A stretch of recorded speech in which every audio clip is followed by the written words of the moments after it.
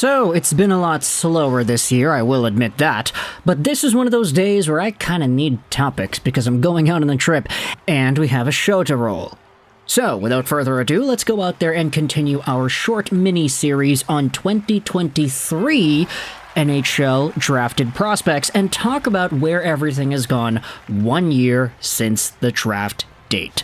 This is 1 year later, and in this video we are talking about a guy whom we actually did cover in the Why I Want series from 2023. He was the second last episode of Season 6. Today we are talking about the rising Swedish D-man, Tom Willander. And yes, the Why I Want video does still exist, so if you wanted a pre-draft look as to what Willander was as a prospect and what prospect fans could look forward to, then you could go out there and check that out. But in this video, we're going to do a little bit of a condensed version of that and talk about how he has progressed since the draft. Because Tom Willander is a current Vancouver Canucks prospect, as he was taken in the 11th overall spot by Van City. 6'1", 179-pound, right-handed defenseman, 19 years old. He was a guy who was actually a little bit lower in most of the draft rankings in comparison to his 11th overall standing. Now, there was one outlet that had him ranked a lot higher than the others, and that was Craig Button, who had Willander as the 8th overall guy on his list. Meanwhile, Elite Prospects had Willander at 23, Future Considerations at 37, McKeen's 23, and Bob McKenzie at 20. So aside from the Craig Button list, all these other outlets had him nowhere near the 11th overall spot.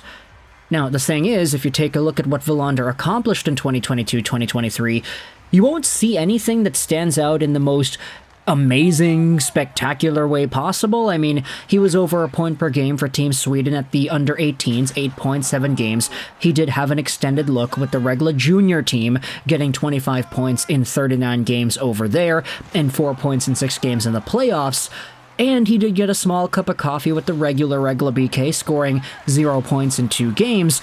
But aside from all of that, Tom Willander as a prospect was this kind of lanky, tall, mobile, two-way guy who had a pretty good flair for the dramatic.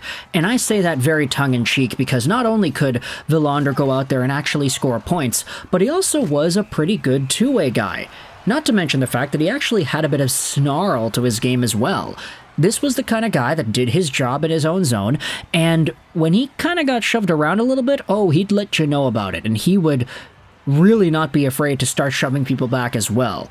This is the scouting report for Tom Willander back from 2023. His value stems from the combination of high-end skating and his motor. He's always engaged defensively, using his dynamic posture and his evasive footwork to guide attackers away from the middle and break up plays along the boards. When you add the fact that he's both strong and skilled physically and relentlessly competes for every puck, he's a nightmare to play against.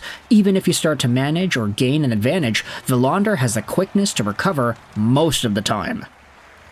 And realistically, with Willander, I don't think a lot of Canucks fans are going to go out there and be surprised with the pick. I mean, there were a lot of rumblings that Patrick Allvin was interested in him, and they could have used more right-handed defenseman depth, and he fit the bill pretty well, not to mention the fact that, of course, he's Swedish, which shouldn't play into whether or not a guy is drafted by a certain team or not, but it seems like it does with the Vancouver side of things. Patrick Allvin loves his Super Swedes, from Lekaramaki to Willander to Elias Pettersson. Yeah, it's pretty standard for the course. But Tom Willander was immediately shot up to the top of the Vancouver Canucks right-handed defenseman prospect chart. Some of the other guys that ended up showing off well in the season, like Hunter Brustevich, gave Willander a run for the top spot, but Brustevich was inevitably traded to Calgary in the Kuzmenko trade. So right now, Tom Willander is pretty much the best Canucks defenseman prospect. And he had carried over his solid-minded, two-way, offensively capable profile to the Boston University Terriers in the NCAA this most previous season. There, he suited up in a pretty limited role. He had 25 points in 38 games, though, 4 goals, 21 assists, in a spot where he actually wasn't really relied upon as one of the main guys. Now, Lane Hutson is the immediate standout on this BU blue line, but for Tom Willander, he didn't play every single game alongside of the best left-handed defenseman on the team. Instead, if you scroll through the BU Terrier line combinations throughout the season, you'll see that Willander was kind of in a top 4 role. He was given a few minutes here and there with Lane Hutson, especially in dire moments where the BU Terriers really were trying to win games. But for the most part, Tom Willander was playing with Cade Weber, who eventually became a Toronto Maple Leafs prospect, so yeah, nice to see that, right? Either way, despite not being a number 1 relied upon guy, Tom Willander still had incredible point production, and it was to the point that we actually did make a video going over how Willander legitimately outscored Cale Makar, which of course may come with some very extreme expectations, but hey, look, the numbers don't lie. Tom Willander literally did that. Not saying he's gonna be Makar or anything, but he did have a better statistical breakdown in year 1. That's just it. Willander also spent a time with the Swedish squad at the World Juniors, scoring 3 points in 7 games over there, and the growth that he had exhibited in the NCAA was pretty noteworthy, especially for a guy going from European ice directly to the North American frame. This was a player that took almost no time to adapt and adjust his game, his gap control, his awareness of the defensive zone, all while producing some pretty significant points on top of that. And the best part is, with Willander heading into what is going to be a second season with BU, Lane Hutson isn't there anymore. Of course, now that's great news for Canadiens fans, but for BU Terriers fans, hey, you're losing out on one of the best defensemen the NCAA has had in a long freaking time. And now Tom Willander is going to have an opportunity to take some of those minutes on the power play and potentially be given a much stronger role with this team. So for Vancouver Canucks fans paying attention to BU, this may be the best case scenario. There's a big spot open up for Willander. He looked fantastic going from draft-eligible Swedish junior guy to the NCAA, and now heading into his second NCAA year, the Vancouver Canucks on the main team in the NHL are poised to be doing well, and there are prospects in the system in Abbotsford and in Boston University that are doing extraordinarily well too. Call-up options that could be there like Elias Pettersson, Jonathan Lekkerimäki, and inevitably Tom Willander when he signs. I'm going to say when he signs, because he's going to sign one day. It's just probably not going to be until after this upcoming season or so. And if these guys are good enough, they could do some damage for the Vancouver Canucks towards the end of the regular season and maybe get a cup of coffee in the playoffs if the Vancouver Canucks can afford to do that. Tom Willander could be one of these extra weird stories where the guy finishes off his NCAA career and then plays with his NHL team in the playoffs. You know who else did that? Cale Makar.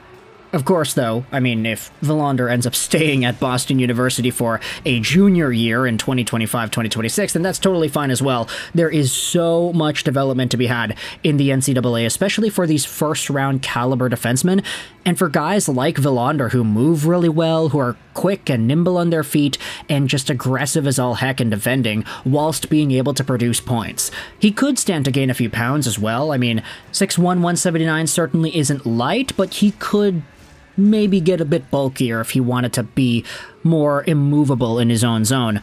Of course, though, that's just me going out there and nitpicking for the sake of nitpicking. Tom Willander is a guy with legit top 4 potential, and heading into the long-term future, if he ends up stabilizing his game behind a Filip Hronek who stays with Quinn Hughes the entire time, I think it could be a pretty good combination of what the Vancouver Canucks are looking for in their defensemen. Willander has that bite, he has that mobility, he has that offensive pizzazz.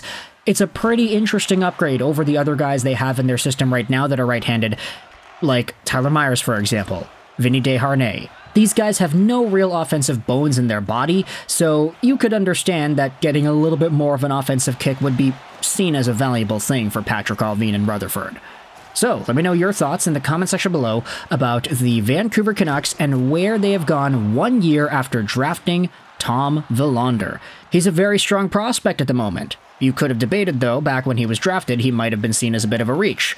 Craig Button wouldn't seem to agree, since he had him ranked at number 8, but either way, the rest is history for Vancouver and this prospect. At least for now, until he makes the NHL one day. right? Let me know your thoughts in the comment section below. How impressed have you been with Willander so far? What are your expectations for him heading into the rest of his career? And does he make his debut in 2025 with the Vancouver Canucks? Thoughts in the comment section below. I hope you enjoyed this SWEDISH 99. And bye.